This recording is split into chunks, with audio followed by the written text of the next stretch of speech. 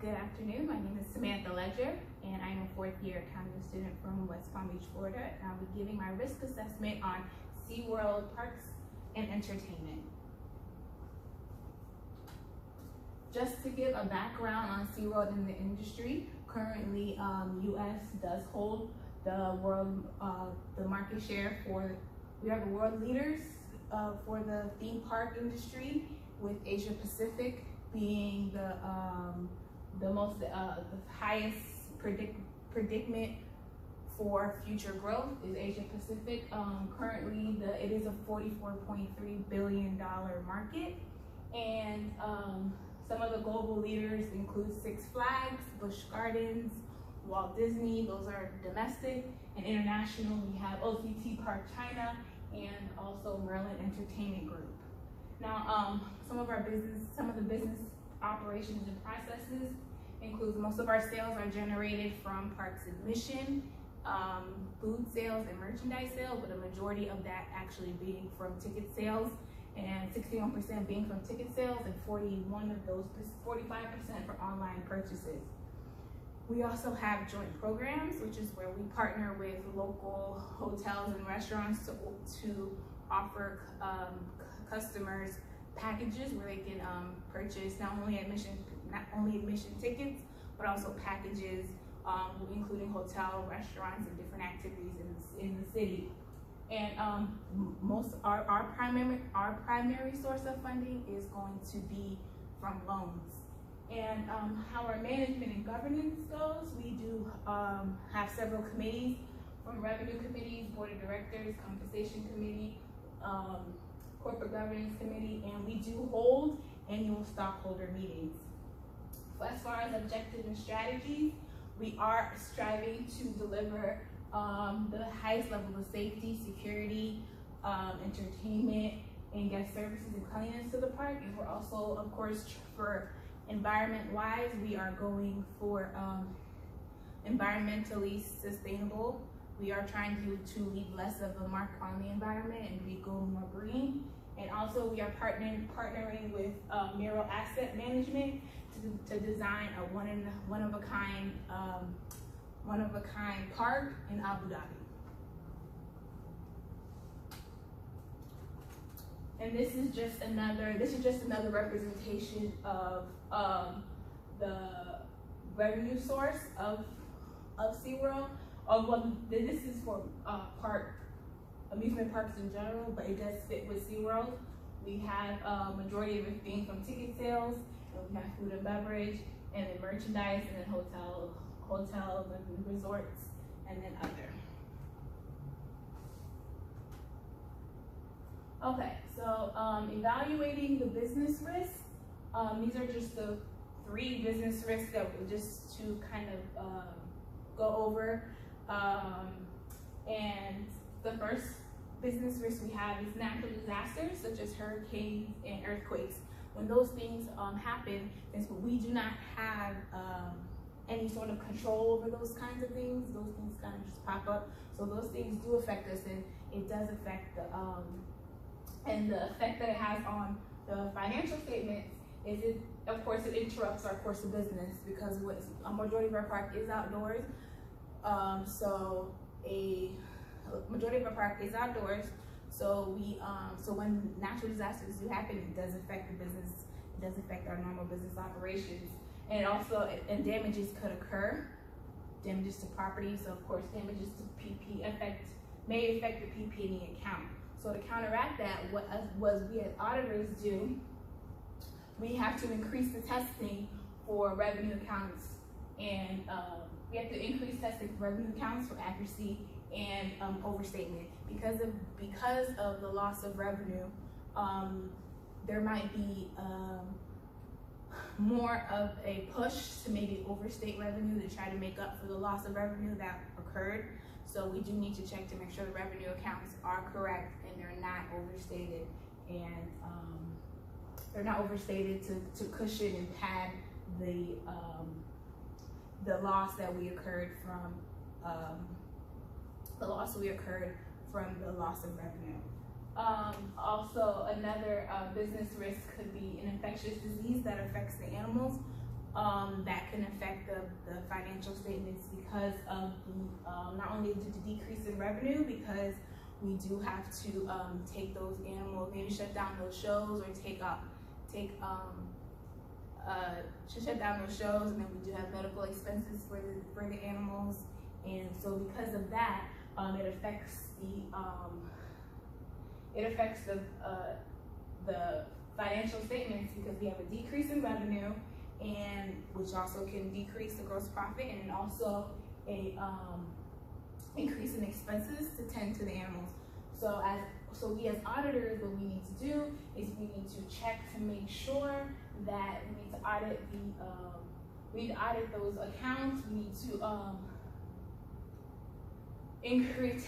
have more tests to the revenue accounts, have more tests to the expenses account, make sure they are accounting for all the expenses, make sure that expenses aren't overstated, and make sure revenues aren't overstated.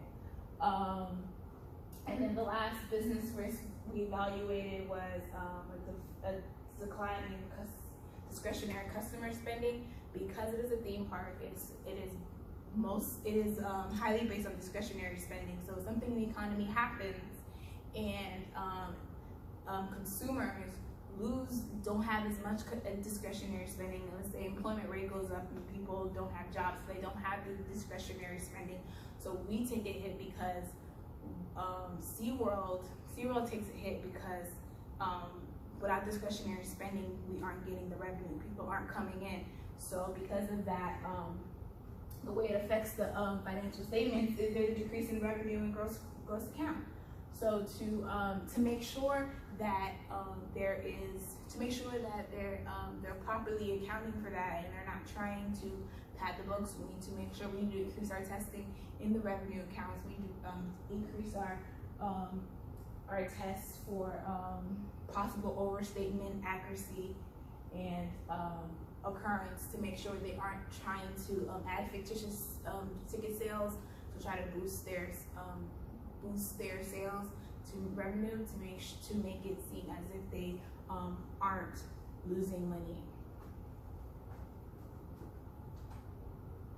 Okay, so as for business process analysis, these are the two main businesses that we or the two main processes that we analyze. The first one is research and development. With research and development, we have SeaWorld developing the first of its kind of park in Abu Dhabi, and that is in the United Emirates. And what we are going for there is we're trying to satisfy the needs of our international markets. At the same time, we're providing a new kind of park that has a main focus on research and development and rescue and rehabilitation, and world-class facilities to care and conserve for the marine life. So that's going to be have a bigger research, and for the marine biologists, it's going to be more heavily researched on. It's going to be heavily based more for research and protecting the marine life that we have over there in Abu Dhabi. And so some of the inputs needed to make that possible, of course, is cash. We do need the money for the buildings. We need money for the salaries of the workers that are building. We need the salaries of the people that are going to be working in the building. We also need to pay for the marine biologists that are working in the building, and of course the financial statement accounts that are involved are going to be cash, payroll, general administrative expenses, and PPE. So that's for the research and development process. Now for the marketing process, SeaWorld is in the process of rebranding themselves because of a recent documentary that came out. SeaWorld has been receiving a lot of negative attention because of their marine life and the animals being held captive. So SeaWorld is in the process of trying to rebrand themselves. So they're trying to adopt and develop more animal-friendly practices. They're trying to put themselves out there as a more friendly, animal-friendly park. So The inputs needed for that, of course, is going to be research and development team, a team that's out there taking surveys, getting the temperature of consumers and seeing where they're at, where they stand, how they feel about SeaWorld. And so the financial statement accounts that are going to be affected with that, of course, are the payroll expenses, research and development expenses, advertising expenses, general administrative expenses, and of course, cash.